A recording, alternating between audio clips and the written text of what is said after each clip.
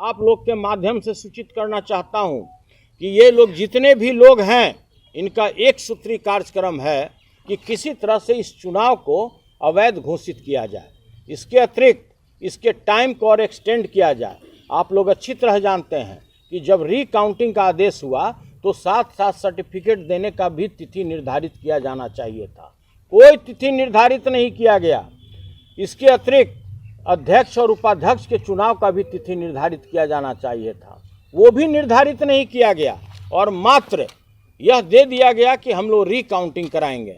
तो पहला तो ये था कि जो 24 तारीख को मतगणना हुआ, रिजल्ट आउट हुआ, जिसमें 12 हम लोग के पैनल के जीत चुके हैं, 5 उनके पैनल के जीते, उनको 4 दिन तक खुली छूट दी गई कि आप आपस में धन बल का इस्तेमाल करके, डरा धमका करके, प्रशासन के मदद लेकर के आप पहले डायरेक्टर को तोड़ फोड़ कीजिए।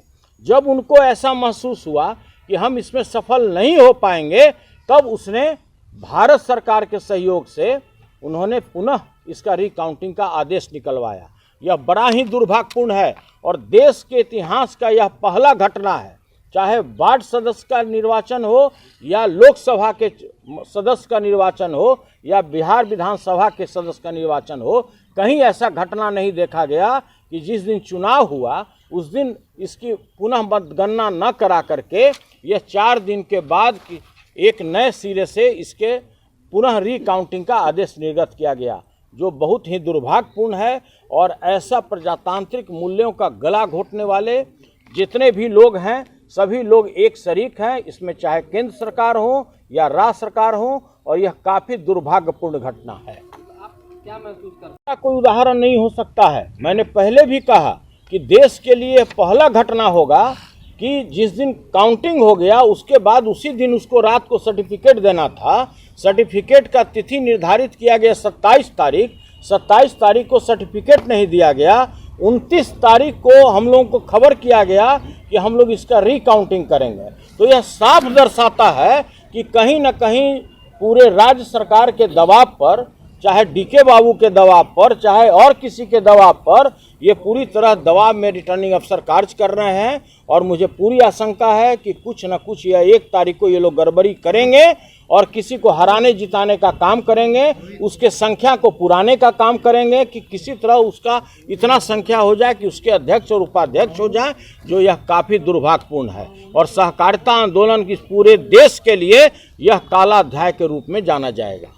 ये डीके कौन है, ये क्लियर कीजिए पहले। और दूसरा कि अगर आपको जो आशंका है वो अगर होता है तो आगे आप लोग क्या करेंगे? देखिए, आगे हम लोग न्यायालय का दरवाज़ा खटखटाएंगे। आप लोग भी अच्छी तरह से जानते हैं कि जिस तरह से मेरा निष्कासन और जिस तरह से मेरी सदस्यता ली गई बिहार विधान परिषद से, हम लोगों ने माननीय उच्चतम न्यायालय का दरवाज़ा खटखटाया और मुझे पूरी उम्मीद है कि हम लोगों को न्याय मिलेगा, दूध का दूध और पानी का पानी होगा। उसी तरह से जो भी इसमें दोषी पदाधिकारी होंगे, अब इससे बड़ा विभत्स रूप क्या हो सकता है कि देश का जो सर्वोच्च प्राधिकार है उसके अध्यक्ष और उपाध्यक्ष के मौजूदगी में सारा निर्वाचन हुआ, तो उनके ऊपर भी सवालिया निशान उठाया गया। अगर एक भी वोट का अगर फेरबदल होता है, एक भी व्यक्ति को अगर हराया और जिताया जाता है, तो नैतिकता के आधार पर सबसे पहले अध्यक्ष और उपाध्यक्ष को इस्तीफा दे देना चाहिए कि आपके सारे ऑब्जर्वरशिप में, आपके पर्यवेक्षण में सारा निर्वाचन हुआ और आपकी मौजूदगी में किसी लोगों ने गड़बड़ी कराई है। डीके का मतलब क्या है? देखिए, डीके के बारे में आप भी जानते हैं, हम भी जानते हैं, पूरा राज्य भी जानता है कि आज नेपथ्य से कौन शासन चला रहा है। आज जब मुख्यमंत्री मानसिक रूप से बीमार हैं, तो वैसे परिस्थिति में इस राज्य को चलाने वाला व्यक्ति कौन है? तो देखिए, हमको इस गहराई में भी नहीं जाना है और न उसके बारे में हम आज कोई बात करने के लिए तैयार हैं। लेकिन आप यह जानिए कि जितनी भी कार्रवाई हो रहा है ये डीके के दबाव पर हो रहा है। सुप्रीम कोर्ट का शहादत दिवस है और आप अच्छी तरह जानते हैं कि अगर सत्याग्रह आंदोलन शुरुआत हुआ तो चंपारण की धरती से वर्ष 1917 में शुरुआत हुआ और यही वो बिहार की पावन धरती है जहाँ से विश्व में प्रथम गणतंत्र की भी स्थापना हुई। और उसी धरती पे जिस तरह से जनतांत्रिक मूल्यों का गला घोटा गया वो अद्वितीय है। आप सभी लोग जागरूक नागरिक भी हैं, आप प्रेस मीडिया से हैं, इलेक्ट्रॉनिक मीडिया से हैं, होटल वाले हैं, लेकिन भारत के एक जिम्मेदार नागरिक भी हैं। ये काफ़ी सोचनीय विषय है कि किसी भी संस्था का, चाहे लोकसभा हो, विधानसभा हो, एक पंचायत का वार्ड सदस्य का इलेक्शन हो, मुखिया का हो, पैक्स अध्यक्ष का हो, व्यापार मंडल का हो, या बिस्कोमान जैसे एक शीर्ष सहकारी संस्था का हो, कोई भी निर्वाचन का एक अपना मर्यादा होता है, एक मूल्य होता है, जिसको आज भारत और राज्य सरकार ने मिल के तार तार कर दिया। मर्यादा नाम की कोई चीज़ ही नहीं रहा। निर्वाचन की जो सभी परंपराएं थे, उस सभी को लोगों ने ध्वस्त कर दिया। आप अच्छी तरह अवगत हैं कि आज 15 महीनों से बिस्कोमान का निर्वाचन चल रहा है।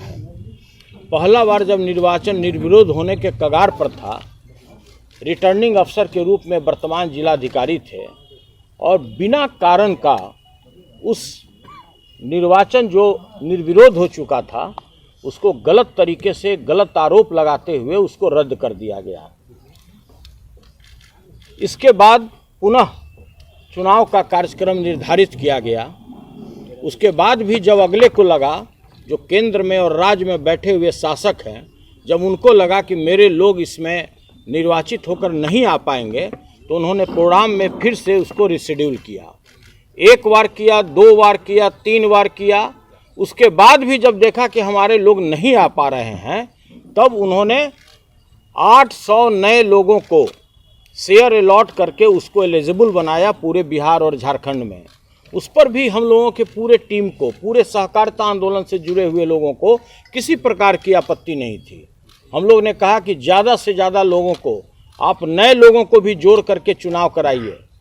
हम लोग जनतांत्रिक मूल्यों पर विश्वास करते हैं, हम लोग सहकारिता आंदोलन से जुड़े हुए लोग हैं, हम किसान की सेवा करते हैं, गरीब लोगों की सेवा करते हैं, और उसी सेवा भाव से पूरे बिहार के जितने भी हमारे सहकारी आंदोलन से जुड़े हुए लोग हैं, चाहे पैक्स अध्यक्ष हों, व्यापार मंडल अध्यक्ष हों, सभी लोगों ने हमें लगातार आशीर्वाद दिया है। हम 22 सालों से बिस्कोमान के अध्यक्ष रहे हैं।